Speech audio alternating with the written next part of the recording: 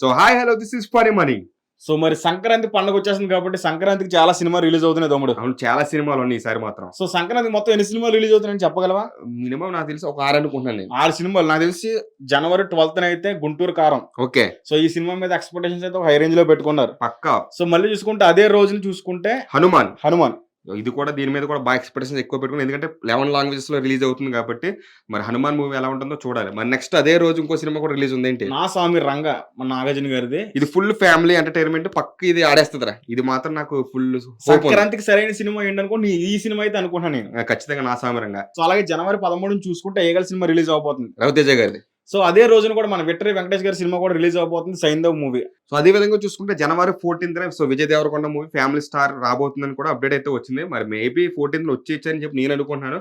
So overall గా మనకి సంక్రాంతికి అయితే అదిరిపోయే సినిమాలు ఉన్నాయి. మొత్తం 6 సినిమాలు ఉన్నాయి. ఈ 6 సినిమాల్లో మీకు ఏ సినిమా చూడాలనుకున్నా